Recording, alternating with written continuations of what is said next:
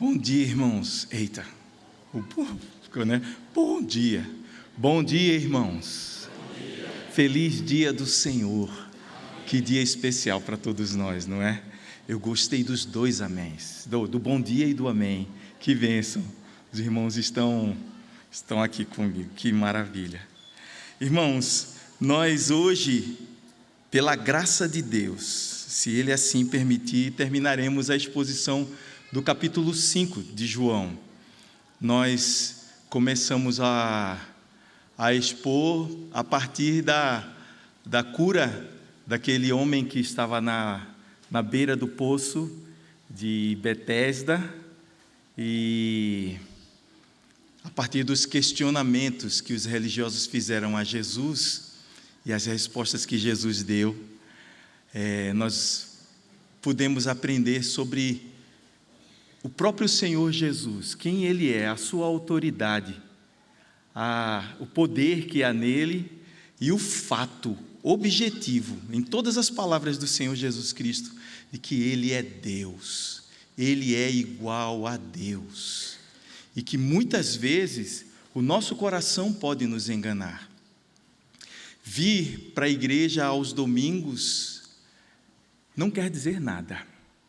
Essa não é uma frase minha, não, é uma frase de um amigo meu chamado Gilberlan. Vir todos os domingos não quer dizer nada. Não vir quer dizer muita coisa.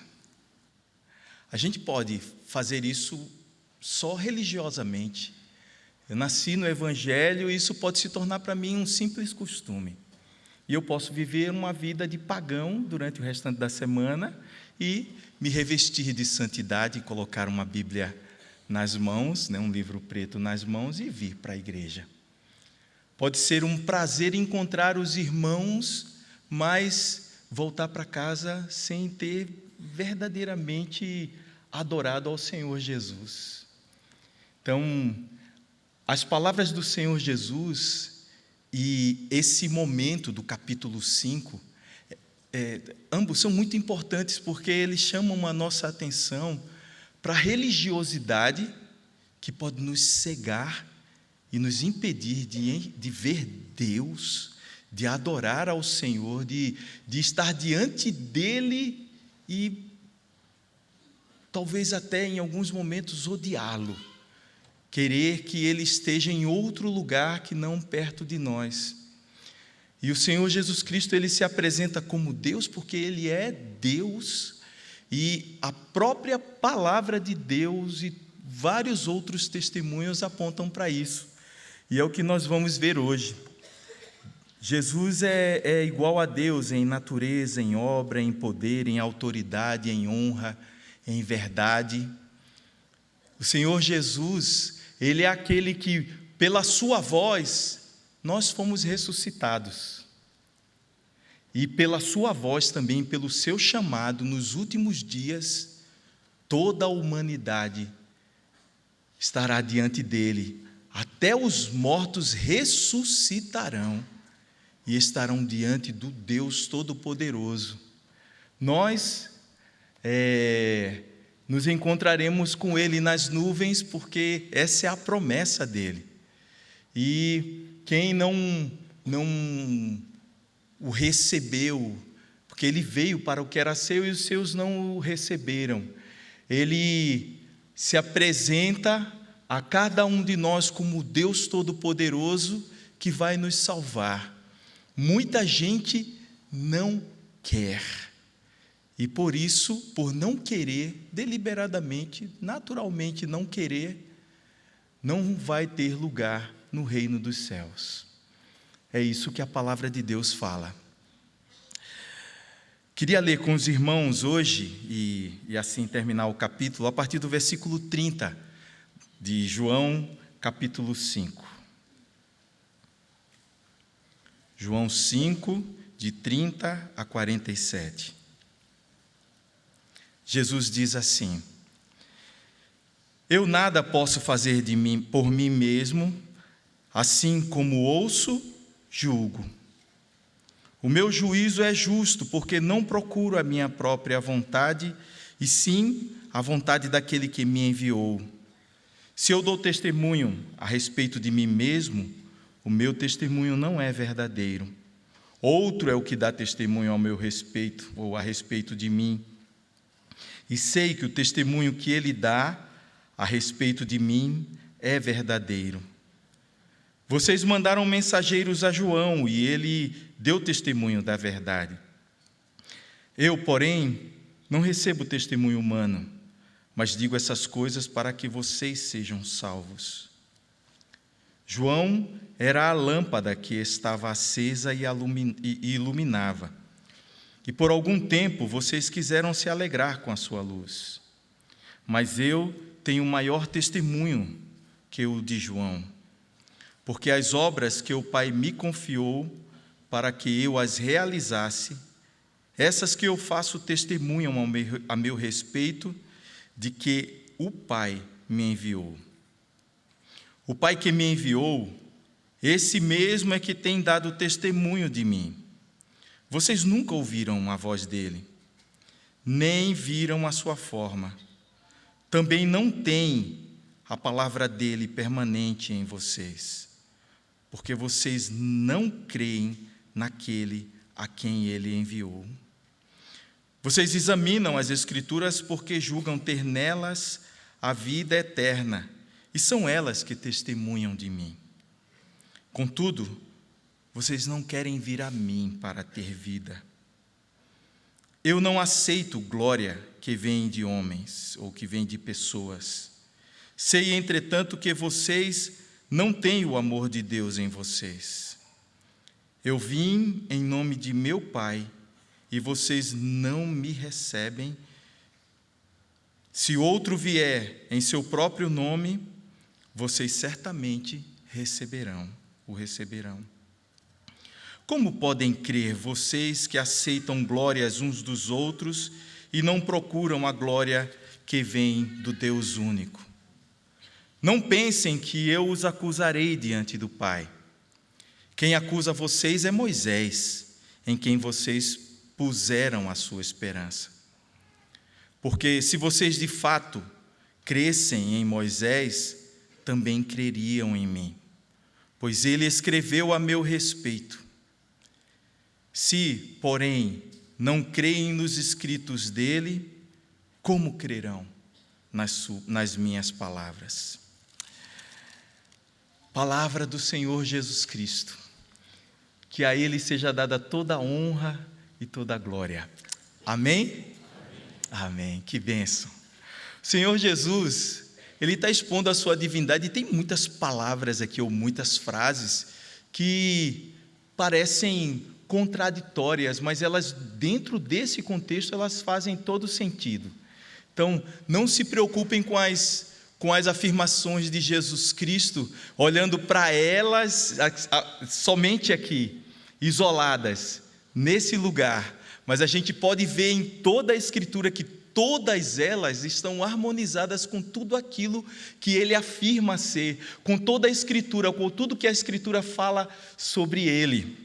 O Senhor Jesus, a partir do versículo 30, ele diz assim: eu nada posso fazer de mim mesmo.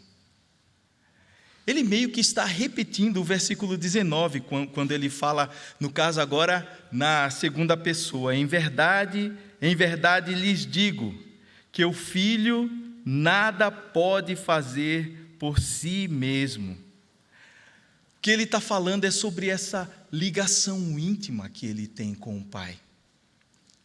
O Senhor Jesus Cristo é totalmente ligado a Ele. O seu caráter é igual ao caráter do Pai. E tudo que ele faz completamente dependente do Pai, nesse momento em sua humanidade, e também completamente ligado ao Pai, como ele sempre foi. E ele fala no versículo 30, completando: assim como ouço, julgo. E no versículo 19 ele fala: porque deixa eu me achar aqui agora. Em verdade lhes digo que o Filho nada pode fazer por si mesmo, senão somente aquilo que vê o Pai fazer. porque tudo o que este fizer, o Filho também faz. Claro que o Senhor Jesus Cristo está falando de sentidos humanos para explicar bem aquilo que é a relação dele com Deus. Aqui ele está falando, eu vou falar uma palavra de domingo, né? Antropomorficamente. Né? Aqui é um antropomorfismo. É quando a palavra de Deus fala através de palavras que nós podemos entender, ou pelo menos que dão ideia daquilo que é a verdade maior. Quando, por exemplo, a palavra de Deus fala que Deus se arrependeu, Deus não se arrepende, mas Ele mudou de atitude naquele momento em relação ao povo dele. Quando a palavra de Deus também fala que Deus no sétimo dia descansou, Ele não está falando que Deus cansa, Ele só está falando que estava tudo completo, tudo perfeito, tudo que Ele fez era bom e Ele não precisava fazer mais nada. Nesse momento também o Senhor Jesus Cristo, falando sobre sua ligação íntima com o Pai, Ele está afirmando que tudo que Ele ouve e tudo que Ele vê o Pai fazendo, Ele também faz. Ele está dizendo: eu estou completamente ligado ao meu Pai e eu não faço nada sozinho, nada independente dele. A nossa ligação é íntima. E algo que em Jesus Cristo é muito marcante é a sua completa dependência do Pai. Jesus Cristo afirma a sua obediência ao Pai de uma forma maravilhosamente linda. Ele fala da sua dependência de Deus como nós deveríamos viver. Nós deveríamos ser completamente dependentes do Pai, não fazer nada além da vontade dEle, ou fazer tudo o que o Pai nos ordenar. E o Senhor Jesus Cristo é a nossa referência maior. Sendo Ele perfeito, sendo Ele Deus, Ele andou aqui na terra em completa obediência, em completa dependência de Deus Pai. No versículo 31, então, o Senhor Jesus Cristo afirma: se eu dou... Eu terminei o versículo 30. O meu juízo é justo, porque não procuro a minha própria vontade, e sim a vontade daquele que me enviou. Estava faltando esse trechinho, né? Jesus Cristo não está dizendo que a vontade dele é diferente da vontade do Pai. Ele só está afirmando essa dependência e a obediência que ele tem à vontade do Pai. Ele veio para cumprir a vontade do Pai. É igual à vontade dele, mas ele quer afirmar essa dependência e essa obediência. Versículo 31. Se eu dou testemunho a respeito de mim mesmo, o meu testemunho não é verdadeiro. Estranho, né?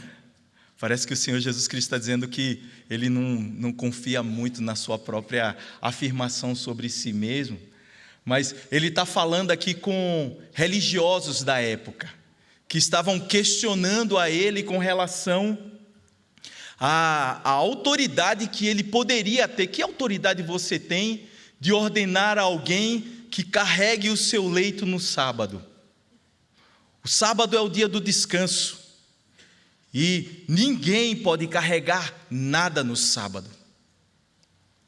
Esses homens com quem Jesus Cristo estava falando eram conhecedores da lei. E eles estavam questionando a Jesus Cristo, completamente cegos da primeira parte, que era o levanta-te, que era uma ordem dada a um homem que estava há 38 anos deitado ao lado do poço, esperando que um anjo, de uma lenda, né, um anjo viesse agitar a água e quem pulasse primeiro na água seria curado. E o Senhor Jesus Cristo, sem depender de ninguém, e imediatamente curou aquele homem. Apaga essa parte. A religiosidade, ela apaga a divindade de Jesus Cristo para questionar a Ele. Quantas vezes as pessoas, diante de alguma circunstância em que há algum tipo de perda ou desvantagem, questionam a Jesus Cristo? Esquecem que todas as coisas cooperam para o bem daqueles que amam a Deus, porque na verdade não amam a Deus. Essas pessoas não amavam ao Senhor Jesus Cristo e na verdade o amor de Deus não estava neles, como o Senhor Jesus vai afirmar mais à frente. Mas o Senhor Jesus Cristo está falando com essas pessoas que conheciam a lei e sabiam que lá em Deuteronômio, no capítulo 17 e no capítulo 19, qualquer que fosse a decisão, ou qualquer que fosse o julgamento, só poderia ser confirmado com o testemunho de 2 ou 3 pessoas. Então Jesus Cristo está introduzindo aquilo que ele vai falar sobre o testemunho, ou os testemunhos que há, de que ele verdadeiramente é Deus. Então, ele está falando assim: se eu der testemunho, somente eu, diante de vocês, vocês que conhecem a lei não vão aceitar, não vão entender que o meu testemunho é verdadeiro, a não ser que haja outras testemunhas. No capítulo 8, irmãos, se vocês puderem dar uma passada lá junto comigo.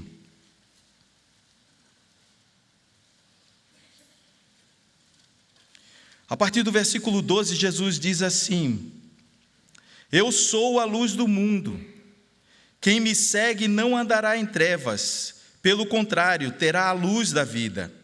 Então os fariseus lhe disseram: você dá testemunho de si mesmo, o testemunho que você dá não é verdadeiro. Jesus respondeu: ainda que eu dê testemunho a respeito de mim mesmo, o meu testemunho é verdadeiro, porque sei de onde vim e para onde vou, mas vocês não sabem de onde venho, nem para onde vou. Vocês julgam segundo a carne, eu não julgo ninguém, e se eu julgo, o meu juízo é verdadeiro, porque não sou só eu que julgo, mas eu e meu Pai que me enviou. Também na lei de Moisés está escrito que o testemunho de 2 pessoas é verdadeiro. Eu dou testemunho de mim mesmo, e o Pai que me enviou também dá testemunho de mim. Entendem? Jesus Cristo está afirmando para eles aquilo que eles sabiam e que eles vão repetir também para questionar Jesus Cristo em relação à validade do testemunho que ele dá dele mesmo. Jesus está dizendo: eu sou o Senhor, eu sou aquele que curou aquele homem, eu sou aquele que no princípio estava com Deus criando todas as coisas. E o meu testemunho não é o único, porque o meu Pai dá testemunho de mim. Mas Jesus Cristo não para apenas nesse testemunho que ele parece estar dando sozinho. No versículo 33, ele fala sobre, outro é o que dá testemunho a respeito de mim, e sei que o testemunho que ele dá a respeito de mim é verdadeiro. Esse outro é o próprio Deus, é Jesus Cristo completando a sua afirmação sobre alguém que eles, os religiosos, entendiam que era o alvo da adoração deles, mas que eles naquele momento não estavam dando a mínima. O que Jesus Cristo está falando é que o próprio Deus dá testemunho de que Ele, Jesus, é Deus. Ele é Deus. Jesus Cristo, então, com isso, ele está começando a introduzir 3 testemunhos, que os 3 são testemunhos de Deus mesmo, em relação a Ele. E por quê? Porque talvez na mente da gente, talvez não, de fato, sempre paira aqueles testemunhos que Deus deu, por exemplo, quando Jesus foi batizado, não é? Este é o meu filho amado, em quem tenho prazer. Ou na transfiguração, quando o Senhor reafirmou isso. Mas só que, quem ouviu esse testemunho, senão o próprio Senhor Jesus Cristo, quando João Batista o batizou? Ou na transfiguração, quem estava lá era Pedro, Tiago e João. Aqueles homens precisavam ver Deus falando, e Deus falou com eles através de vários outros testemunhos, e Jesus Cristo cita 3 nesse trecho até o final desse capítulo. Então, os 3 testemunhos são Deus mesmo falando a eles, e eles mesmo assim rejeitando a divindade do Senhor Jesus. Versículo 33 então diz assim, versículo 34, irmãos, 33. Vocês mandaram mensageiros a João, e ele deu testemunho da verdade. João era uma pessoa que eles conheciam muito bem. Os religiosos da época entendiam que João era uma pessoa diferente. E por isso eles mandaram mensageiros até João para que ouvissem dele se ele era o Cristo ou se ele era o profeta.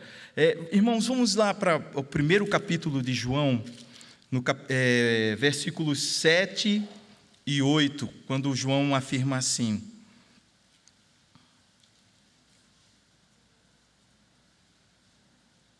aqui. João Batista veio como testemunha para testificar a respeito da luz, para que todos viessem a crer por meio dele. João Batista não era a luz, mas veio para dar testemunho da luz. No versículo 15 diz assim: João dá testemunho a respeito dele e exclama: este é aquele de quem eu dizia, ele vem depois de mim, mas é mais importante do que eu, pois já existia antes de mim. No versículo 19, João também dá testemunho. Este foi o testemunho de João Batista, no caso, quando os judeus lhe enviaram de Jerusalém sacerdotes e levitas para perguntar: quem é você? Ele confessou e não negou. Confessou: eu não sou o Cristo. Diante disso, eles perguntaram: quem é você então? Você é Elias? Ele disse: não sou. Então perguntaram: você é o profeta? Ele respondeu: não sou. Eles disseram então: diga quem você é, para podermos dar uma resposta àqueles que nos enviaram. O que é que você diz a respeito de si mesmo? Então ele respondeu: eu sou a voz do que clama no deserto, como disse Isaías. Endireitem o caminho do Senhor. Ora, os que haviam sido enviados eram do grupo dos fariseus e perguntaram a João: então por que você batiza? Se não é o Cristo, nem Elias, nem o profeta. João respondeu: eu batizo com água, mas no meio de vocês está alguém que vocês não conhecem.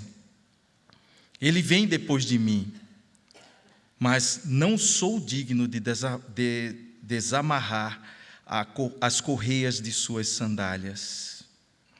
Essas coisas aconteceram em Betânia, do outro lado do Jordão, onde João estava batizando. A gente pode ver também nos versículos de 32 a 34. E João deu testemunho dizendo: viu o Espírito descer do céu como uma pomba e pousar sobre ele. Eu não o conhecia. Aquele, porém, que me enviou a batizar com água me disse: aquele sobre quem você vir descer e pousar o Espírito, esse é o que batiza com o Espírito Santo. Pois eu mesmo vi e dou testemunho de que ele é o Filho de Deus. No versículo 3, no capítulo 3, versículo 26. Então foram até João e lhe disseram: mestre, aquele que estava com o Senhor do outro lado do Jordão, do qual o Senhor deu testemunho, está batizando, e todos vão até ele. João era um homem especial. João era um homem de Deus. João era alguém que aqueles homens, mesmo religiosos, que muitas vezes não queriam nenhum tipo de ameaça ao sistema religioso que eles tentavam manter a ferro e fogo, impondo às pessoas pesos para que elas carregassem e fossem dignas da misericórdia de Deus. João era aquele que falava com uma autoridade diferente da que eles tinham, ou com uma autoridade que eles não tinham. E o povo reconhecia que João não era igual àqueles homens. João era um homem de Deus. Eles rejeitavam a João, mas sabiam que João não era qualquer um.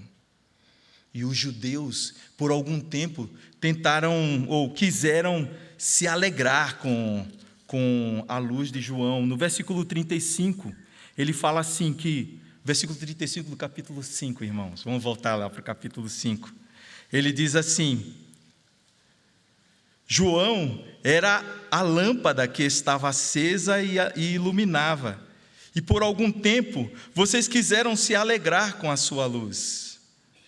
Mas eu tenho testemunho maior do que o de João, porque as obras que o Pai me confiou para fazer, para que eu as realizasse, essas que eu faço, testemunham ao meu respeito de que o Pai me enviou. João era um homem de Deus, reconhecido também pelo próprio Senhor Jesus Cristo. João era a lâmpada. Ele iluminava. João não era a luz, mas ele iluminava através do seu testemunho. A luz que brilhava através de João era uma luz do céu, na qual os judeus tentaram se alegrar com aquela luz. Só que tem um detalhe muito importante. Aqueles homens, eles apenas temiam o povo em relação a João. No capítulo 4, no capítulo 20 de Lucas, por favor, irmãos. Lucas, capítulo 20, a autoridade de Jesus Cristo é questionada pelos judeus, e eles perguntam a Jesus, eu vou ler o texto. Aconteceu que, num daqueles dias, estando Jesus a ensinar o povo no templo e a evangelizar, chegaram os principais sacerdotes e os escribas, juntamente com os anciãos, e lhe perguntaram, diga-nos com que autoridade você faz essas coisas? Ou quem lhe deu esta autoridade? E Jesus respondeu, eu também vou fazer uma pergunta a vocês. Digam, o batismo de João era do céu ou era dos homens? Então discutiram entre si. Se dissermos que o batismo de João Batista era do céu, ele dirá, por que vocês não acreditaram nele? Mas se dissermos dos homens, o povo nos apedrejará, porque está convicto de que João era profeta. O povo cria assim. Por fim, eles responderam a Jesus que não sabia de onde era o batismo de João. E Jesus então lhes respondeu, então eu também não lhes digo com que autoridade faço essas coisas.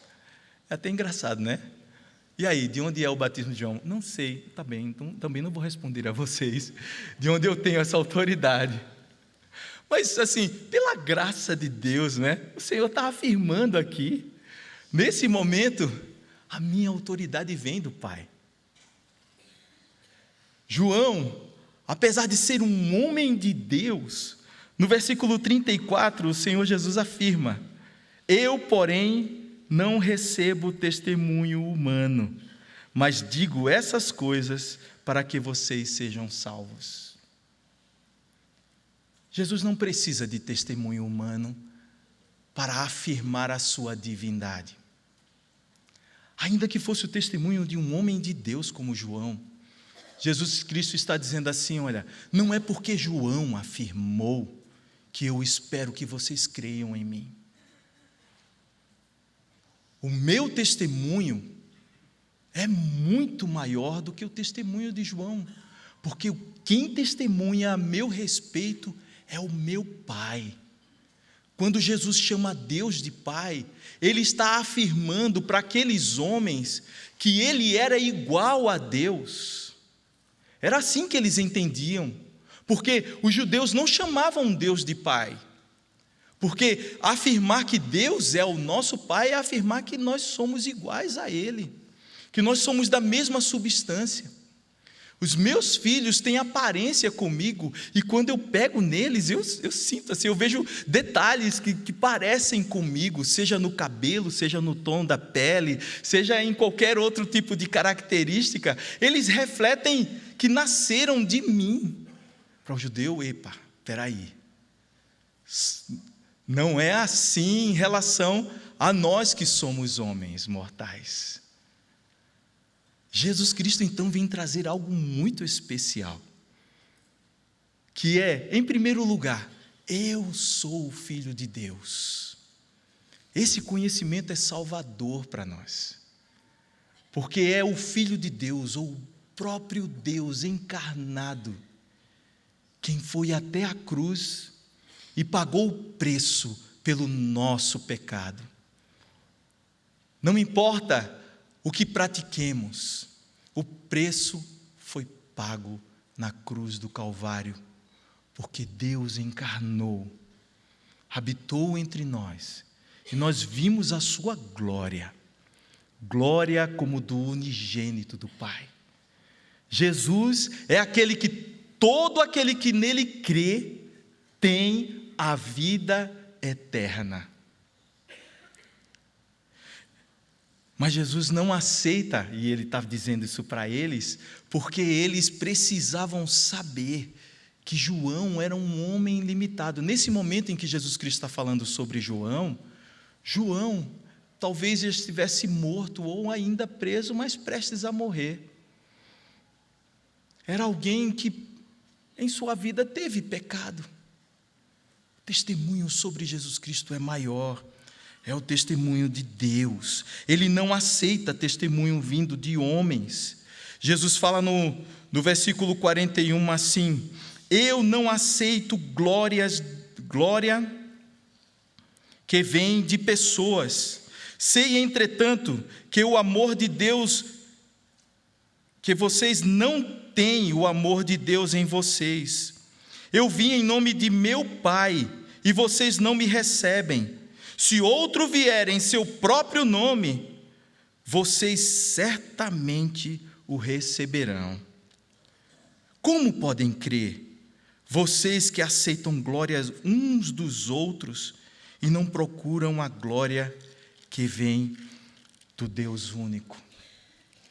Esse questionamento de Jesus Cristo mostra que muitas vezes o nosso coração pode se corromper com as coisas que são daqui.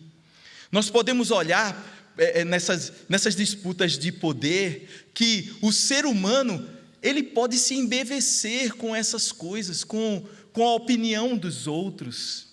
Para nós, muitas vezes, aquilo que as pessoas têm para dizer sobre nós é tão importante que nos adoece.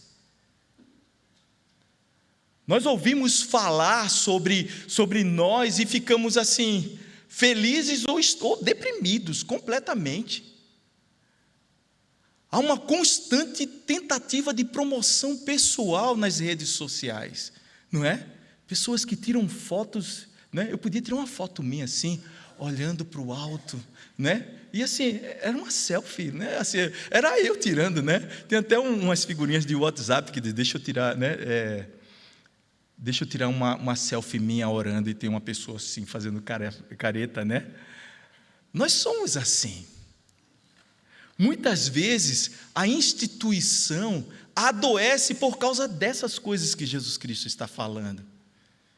Quando vem alguém que com a sua eloquência, ou com a sua manifestação, a sua demonstração de autoridade, consegue derrubar outras pessoas, consegue se afirmar.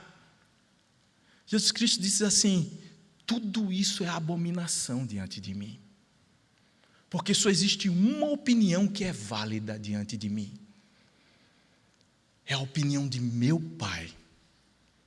Essa é a única opinião que deveria prevalecer entre nós. O problema da opinião dos outros é quando ela nos cega e nós nem sequer podemos perguntar para Deus: Senhor, o que tu achas de mim? Qual a tua opinião sobre mim? Assim como João: Senhor, eu sou a lâmpada, ou eu sou uma pessoa completamente apagada? Eu abençoo vidas ou crio problemas? Espera aí, deixa eu me autopromover, deixa eu criar para as pessoas algum tipo de imagem que possa me trazer alguma vantagem. Jesus Cristo diz que tudo isso é terreno, tudo isso é aquilo que corrompe o nosso coração, tudo isso é aquilo que nos engana.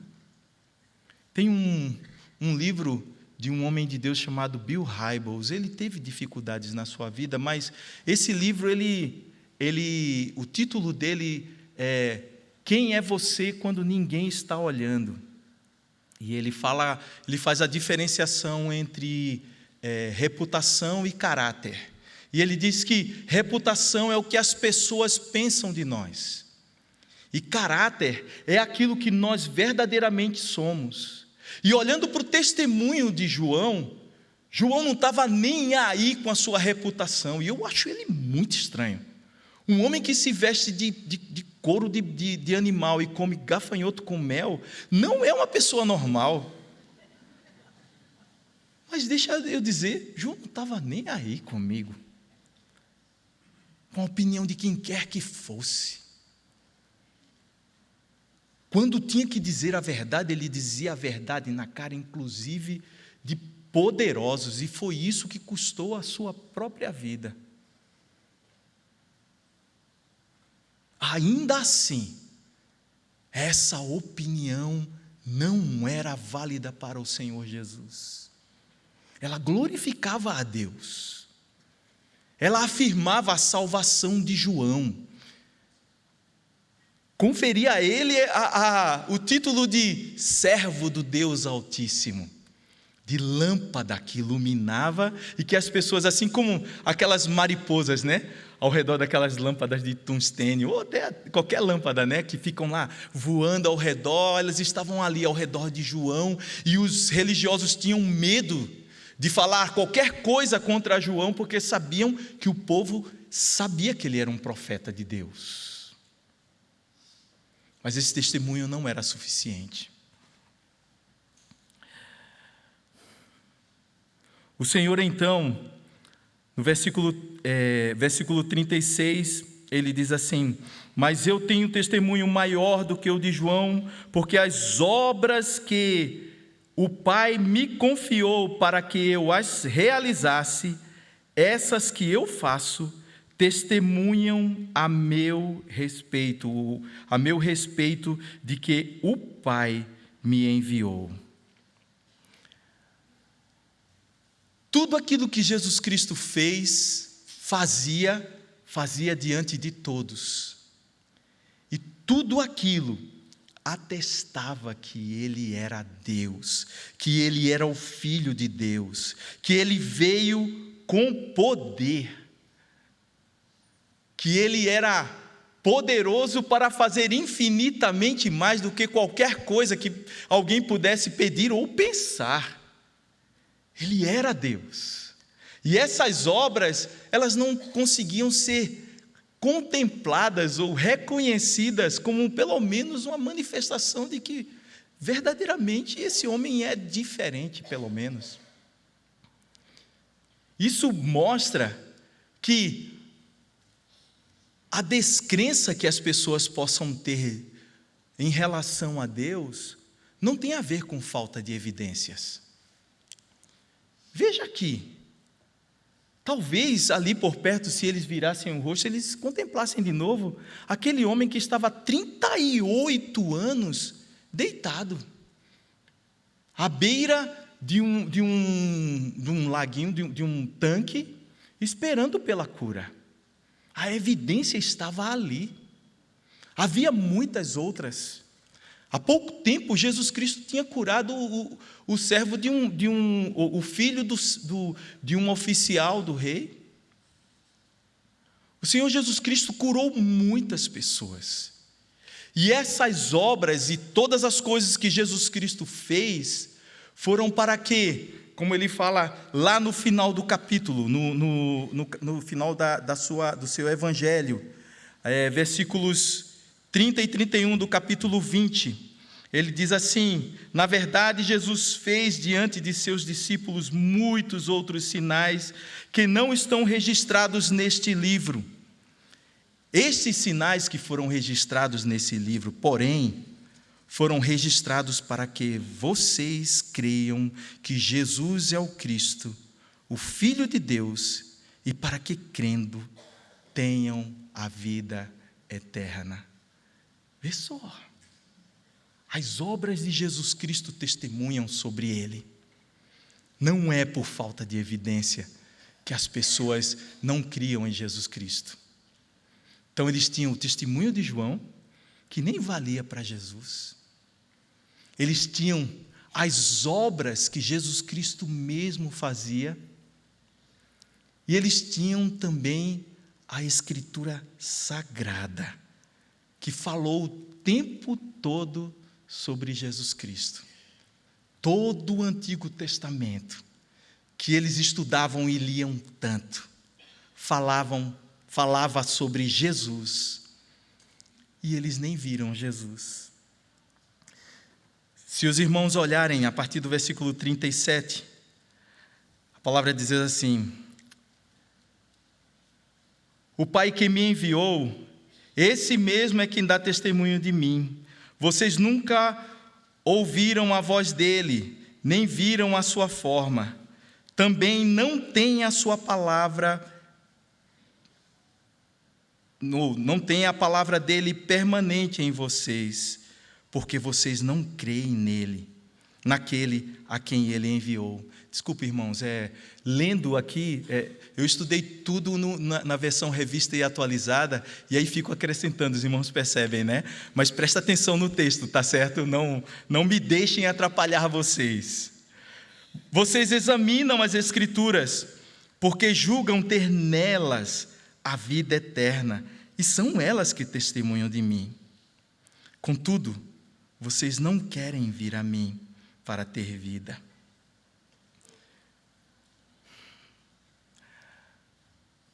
O Pai havia enviado Jesus Cristo como cumprimento de promessas feitas desde o Antigo Testamento. E aqueles homens não viam. Jesus fala, né? Vocês não têm a palavra está superficialmente em vocês. A palavra pode ser apenas uma informação. Eu já vi homens importantíssimos, presbíteros, pastores importantíssimos, né? Eu sou importantíssimo. Os céus estão dizendo, os anjos, grande coisa, né? Mas gente que se acha muito importante e que acaba conseguindo convencer pessoas em nome da paz da igreja, em nome do zelo em relação à igreja do Senhor, destruindo vidas, acabando com pessoas, criando confusões, dividindo igrejas. A palavra de Deus pode ser apenas uma informação para nós. O que é a palavra de Deus para mim? Quando eu abro a Escritura Sagrada, a quem eu ouço falar? Quando eu tento preparar um sermão, para quem esse sermão é, se não primeiro para mim?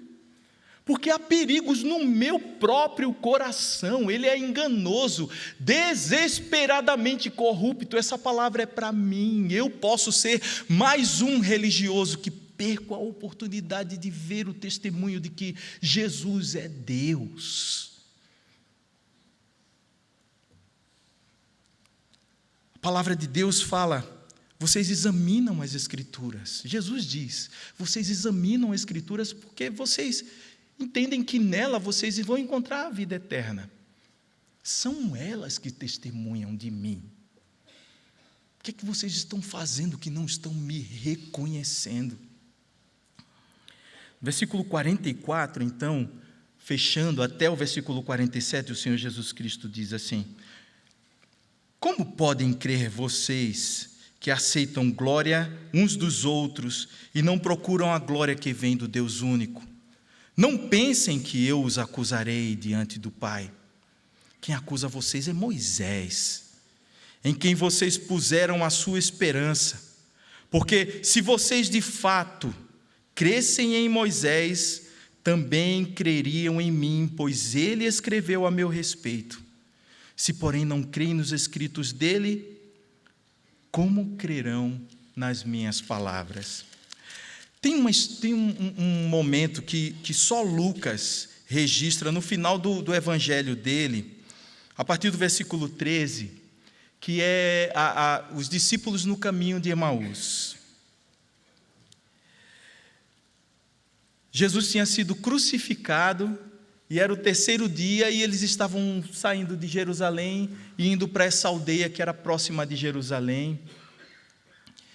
E eles estavam tristes porque Jesus Cristo tinha sido morto. E Jesus perguntou: por que vocês estão tão tristes? E aí eles diziam assim: rapaz, tu não está sabendo não que mataram Jesus Cristo?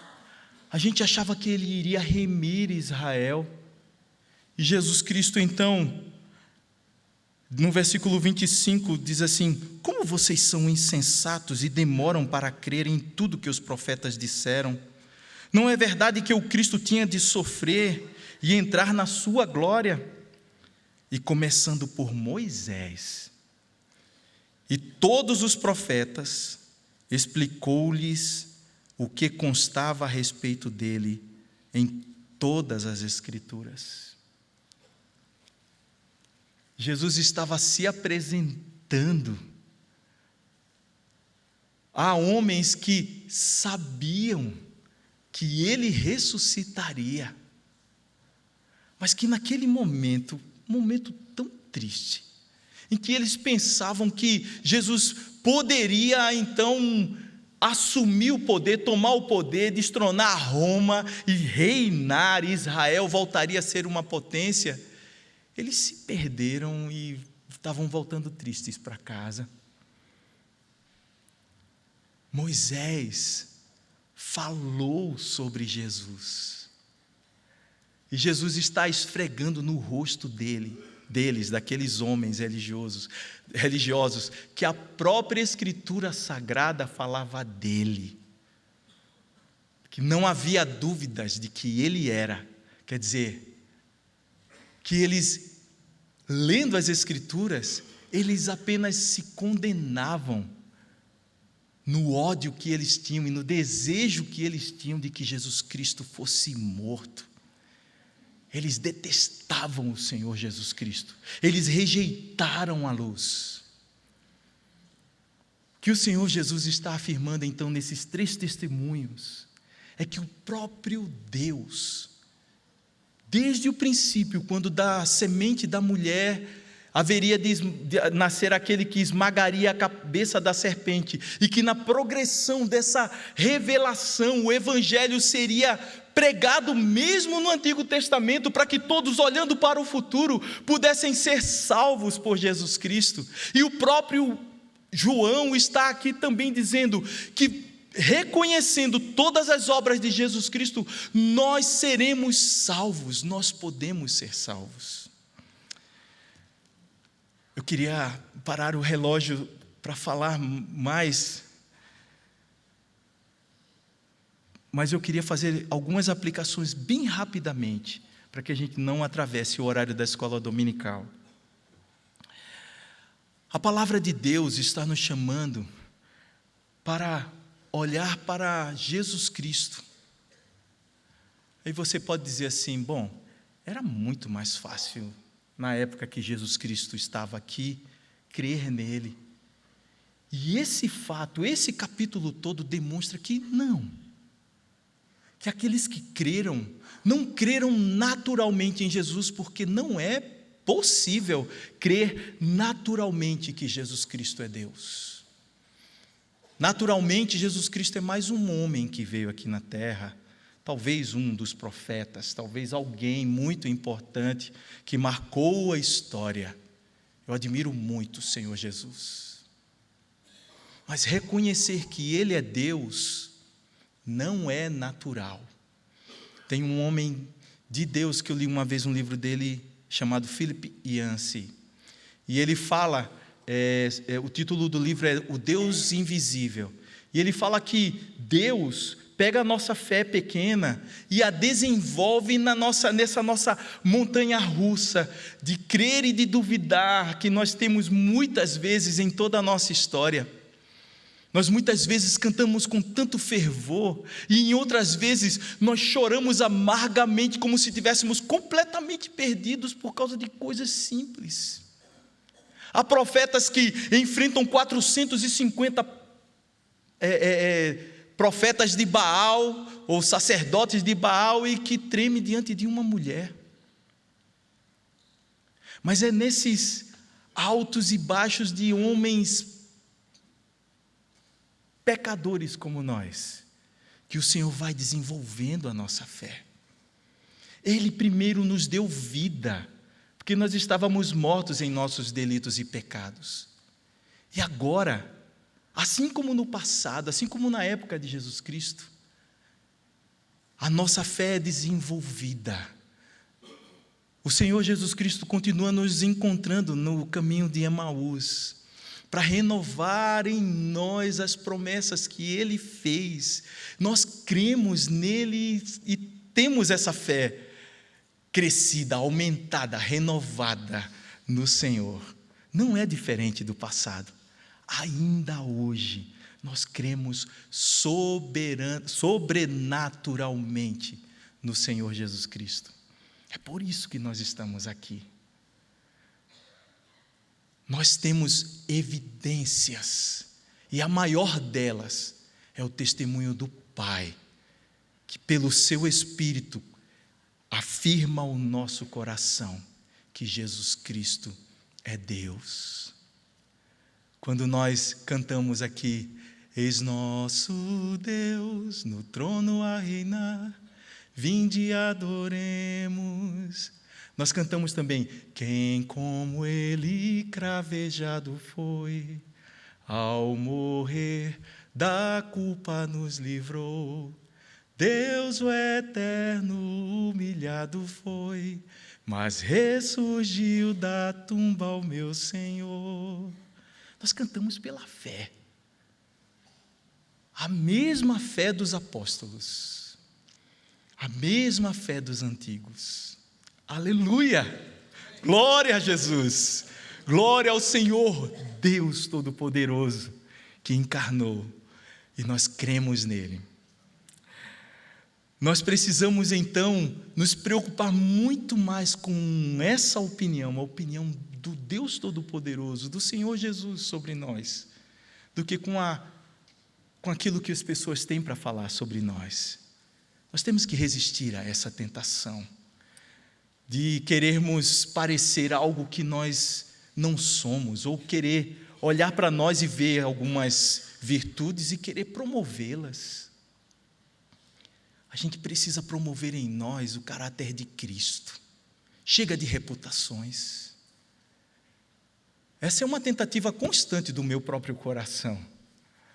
Eu estou constantemente angustiado se eu achei que alguém teve uma má impressão sobre mim.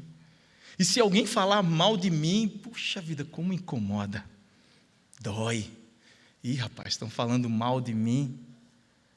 Tem um dos votos, o terceiro voto para se ter poder espiritual que a W. Tozer fala, Nunca se defenda. Em Êxodo, no capítulo 23, versículo 22, ele diz assim: simplesmente seja obediente. Ele diz, na verdade, dessa forma: se deres ouvido ao meu anjo e fizeres tudo que eu te ordenar, eu serei inimigo dos teus inimigos e adversário dos teus adversários. A gente precisa crer no Deus Todo-Poderoso, o Deus invisível, mas real, que está presente aqui entre nós. E a opinião dele precisa ser tão importante para nós, que qualquer outra opinião caia por terra. Ou alguém poderia dizer assim: puxa, falando mal de mim, eu já morri, eu já estou falando mal de um cadáver, eu já estou pregado na cruz do Calvário, eu morri com ele. E ele morreu por todos para que os que vivem não vivam mais para si mesmos, mas para aquele que por eles morreu e ressuscitou.